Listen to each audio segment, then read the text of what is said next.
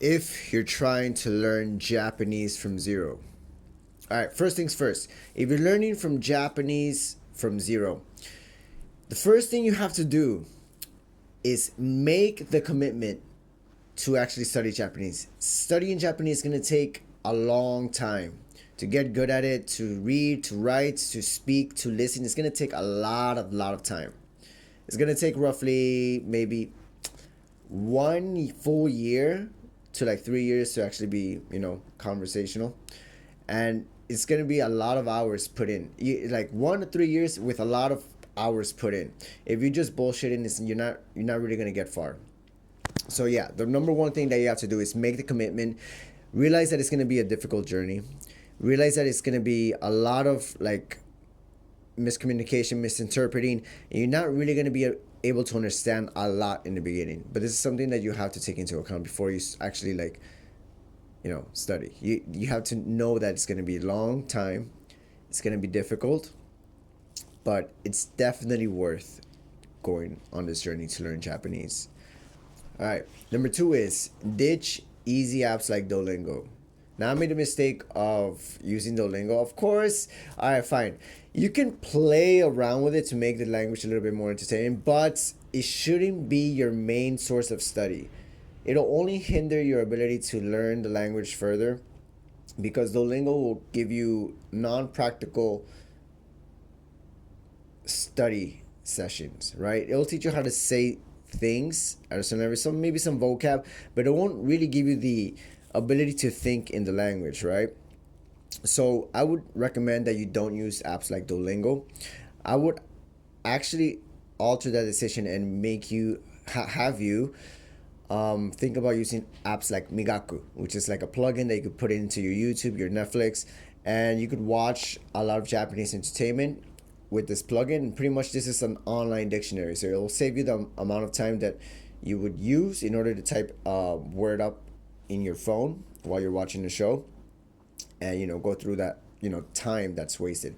Instead, what Migaku does, it gives you like the subtitles in Japanese, and you have the option to hover over the subtitle. So like once you hover over the subtitle, a list of definitions comes out. So it's not just one definition, two definitions. It's like a variety of definitions of like a certain word in Japanese, and you could probably understand the actual meaning based on like the different forms of definition that come up. So I do recommend using Migaku. Take a look at it, and see if it might work for you. So yeah, I would say that use serious resources to study. So Migaku is a good one. I would recommend using a textbook right when you first study, so you could just understand the way the language works. Now, I wouldn't just resort to using the textbook all the way through. You have to have like different variations of.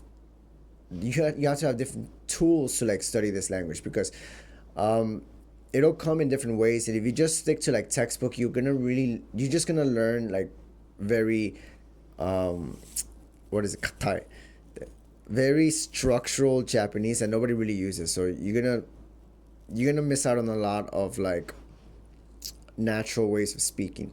So yeah, get yourself a textbook, but have other sources of study materials with you. Have other ways to study the language. I would recommend to have up to 3 resources to study from.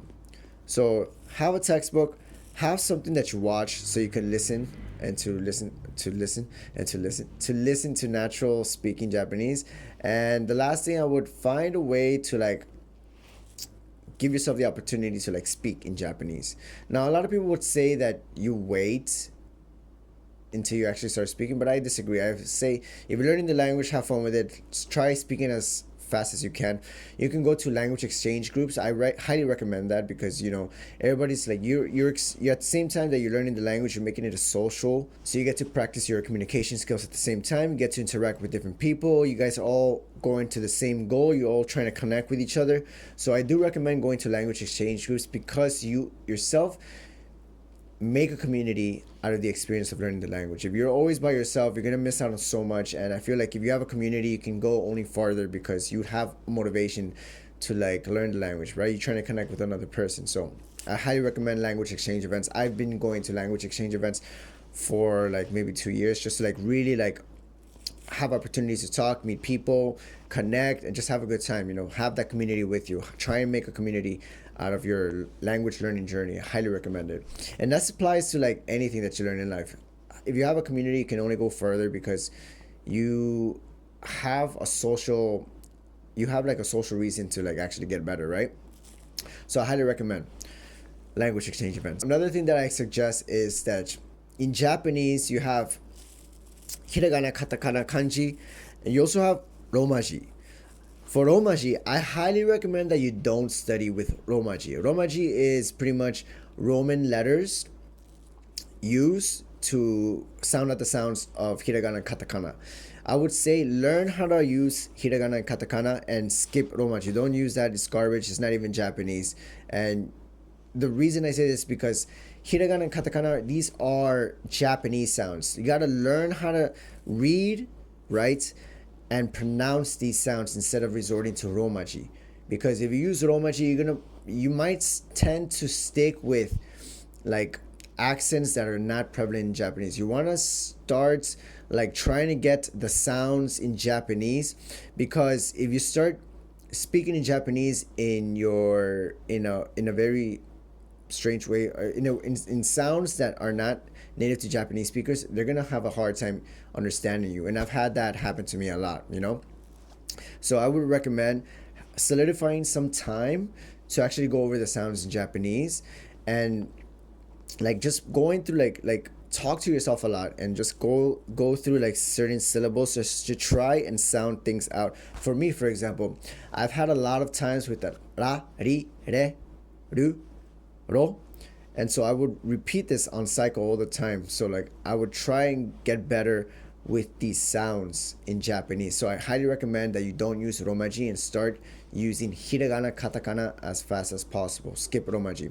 I know a lot of friends that are using romaji, and I'm like, sometimes I'm like, yo, I just like don't stop. go learn some hiragana, katakana. Of course, romaji is easier to learn because you're using characters that are familiar, but I highly recommend stray away from that and start using hiragana and katakana as fast as possible. The last thing I want to talk about is having goals for yourself when you're learning the language. If you don't have goals, you're not going to make it far. You're going to miss out on like a reason to be consistent. And if you're not consistent, you're not going to get far. I suggest that you practice learning every single day. Put some time in, squeeze some time in every single day.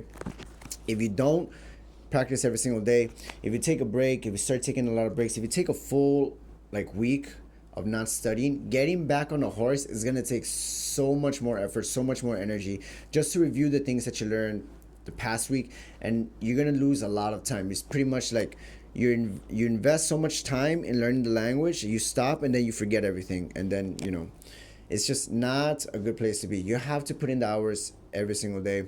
Not hours, but you have to put in a lot of time every single day in order to really like see the results. So I highly recommend that you set goals for yourself.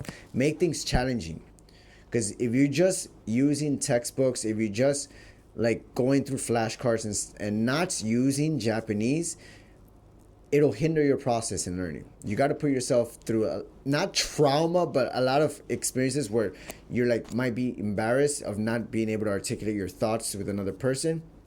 And you got to put yourself through these situations, difficult situations, because if you do, it'll only progress your learning a lot faster, because your brain will realize your mess ups, you'll realize your mistakes, and you'll end up tweaking the things along the way. So I do recommend that you put yourself in difficult situations when you're learning the language. And the most difficult situations is talking face to face with another person, right? So I highly recommend putting challenges along the way. Talk to people as much as you can. Make self projects, talk in front of the camera, prepare a small speech, write a journal entry every single day, articulate the thoughts, read your thoughts out loud, make things challenging. For myself, I made a whole bunch of different challenges, and I really tried to like commit to these things.